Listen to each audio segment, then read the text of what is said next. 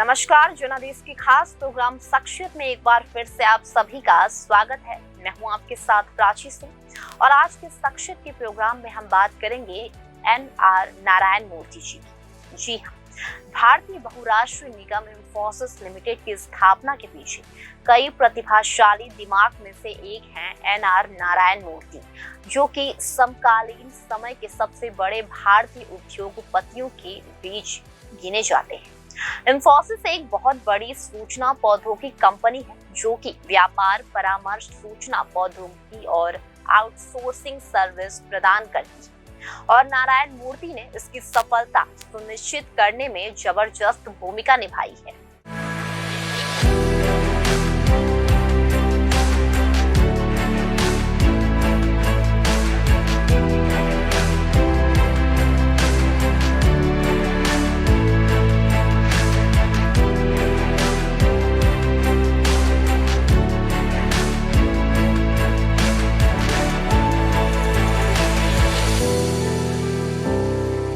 नारायण मूर्ति का जन्म 20 अगस्त सन 1946 में कर्नाटक के मसूरी शहर के मध्यवर्गीय परिवार में हुआ।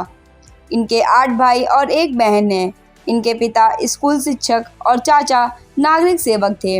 इसके परिवार की आर्थिक स्थिति अच्छी नहीं थी। नारायण मूर्ति ने अपनी शुरुआती पढ़ाई सरकारी स्कूल से पूरी की। इनके पिता इनके लिए एक ही मार्ग का अनुसरण करना चाहते थे, किंतु इनकी अलग ही योजनाएं थी। वे एक इंजीनियर बनना चाहते थे। इन्होंने अपनी स्कूली शिक्षा पूरी करने के बाद आईआईटी कानपुर में प्रवेश के लिए इसकी प्रवेश परीक्षा दी, जिसमें उन्होंने एक उच्च पढ़ और छात्रवृत्ति के साथ मंजूरी दे दी गई। हालांकि छात्रवृत्ति से इनकी पढ़ाई का पूरा खर्चा नहीं हो पा रहा था और इनके पिता फीस का भुगतान करने के लिए असमर्थ थे। अपने पिता की सलाह से इन्होंने एक स्थानीय engineering college national institute of engineering में प्रवेश किया। सन 1967 में वे इलेक्ट्रिकल इंजीनियरिंग में बीई की डिग्री के साथ ग्रेजुएट हुए। सन 1959 में इन्होंने आईआईटी कानपुर से मास्टर की डिग्री प्राप्त की। जब वे आईआईटी में थे, उन्हें अमेरिका से एक प्रसिद्ध कंप्यूटर वैज्ञानिक के साथ एक बैठक करने का मौका मिला और इनकी बातों से वे बहुत प्रभावित हुए। उनसे प्रभावित होकर उन्होंने आईआईटी क्षेत्र में अपना कैरियर बनाने का निश्चय किया।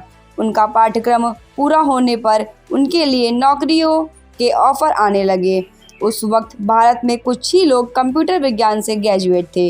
इन्होंने एचएमटी, टेक्नो, एयर इंडिया जैसे कंपनी से उच्च वेतन पर नौकरी की पेशकश की।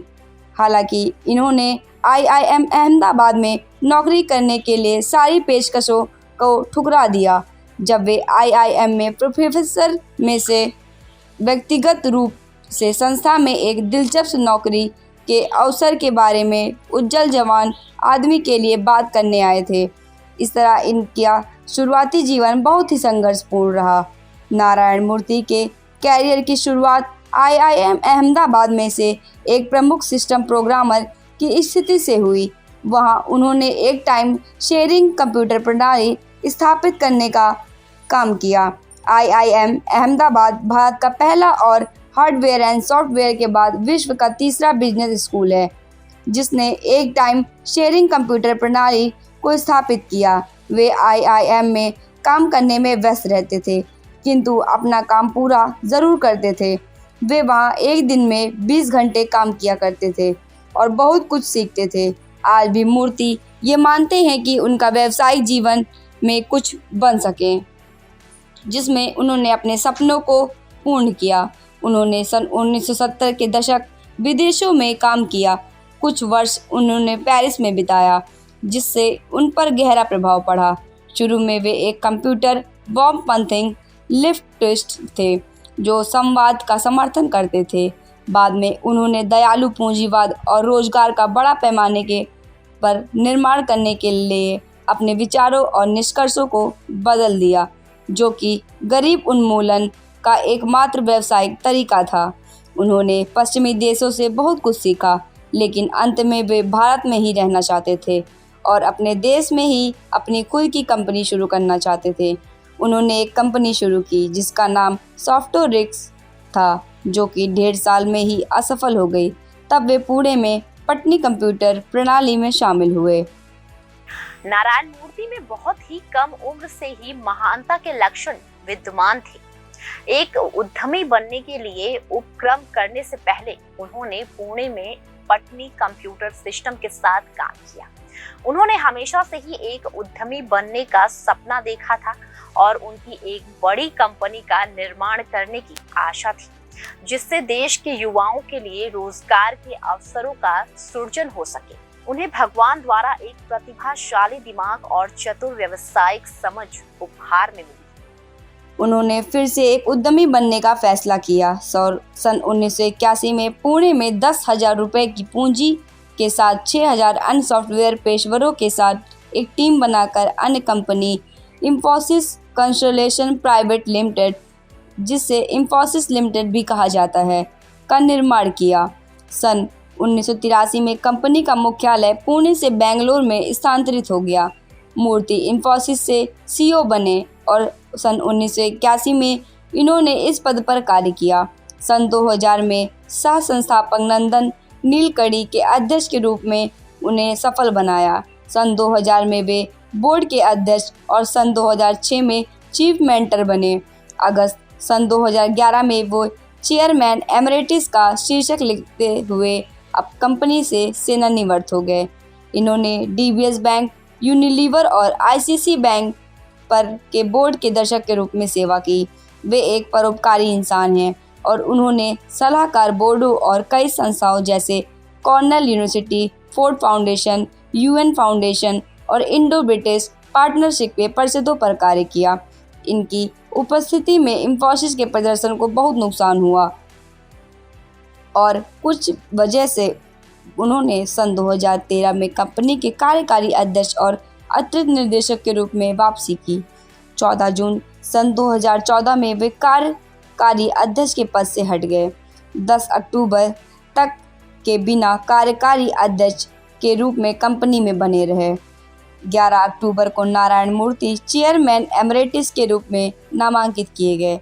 मूर्ति ने रणनीति बोर्ड पर भी कार्य किया, जो कि नेशनल लॉ फॉर्म, सारियल अमरचंद्र, मंगलादास, नीति, सामरिक और शासन के मुद्दे पर सलाह देते हुए। इस तरह इनका कैरियर बहुत ही उज्जवल रहा। नारायण मूर्ति सबसे अच्छे इंफोसिस लिमिटेड के संस्थापक या संस्थापक में एक के रूप में जाने जाते थे। यह दुनिया भर के सभी कार्यकारियों के साथ भारत की सबसे बड़ी आईटी सेवा कंपनी में से एक है। इनके नेतृत्व में इंफोसिस पहली भारतीय कंपनी है जो कि नैस्डैक और सूचीबद्ध की गई। या $1 अरब एक साल के राजस्व के साथ पहली सूचीबद्ध भारतीय कंपनी भी बन गई। इनकी शादी सुधा मूर्ति उर्फ कुलकर्णी के साथ हुई, जिन्होंने इलेक्ट्रिकल इंजीनियर में हब्बावली के बीवी मुंडरी कॉलेज ऑफ इंजीनियरिंग और टेक्नोलॉजी से बीई की डिग्री प्राप्त की। वे अपनी कक्षा के प्रथम स्थान पर थीं और इसके लिए कर्नाटक के मुख्यमंत्री से उन्हें स्वर्ण पदक की प्राप्ति हुई। इसके बाद इन्होंने भारतीय विज्ञान संस्था से कंप्यूटर विज्ञान में अपनी MI की पढ़ाई पूरी की। इसमें भी इन्होंने अपनी कक्षा में प्रथम स्थान प्राप्त किया और इंजीनियरिंग में के भारतीय संस्थाओं के स्वर्ण पदक प्राप्त किए।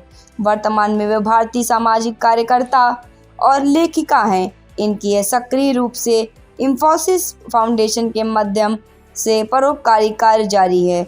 इनके 2 बच्चे हैं, एक बेटा जिसका नाम रोहन मूर्ति और एक बेटी जिसका नाम अक्षता मूर्ति है। रोहन फेलोज के हार्डवेयर सोसाइटी में एक जूनियर फेलो हैं।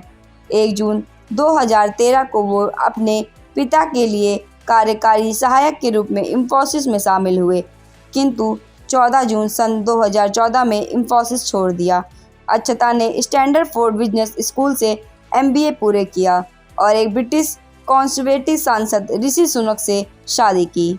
तो आज के एपिसोड में फिलहाल के लिए इतना ही। उम्मीद है आज का एपिसोड आप सबको पसंद आया होगा। कल फिर मिलेंगे यही समय पर, यही प्रोग्राम पर एक और नई शख्सियत की कहानी लेकर। तब तक के लिए मुझे इजाजत दीजिए और देश और दुनिया की खबरों में बने रहने के लिए देखते रहिए जनादेश। नमस्कार।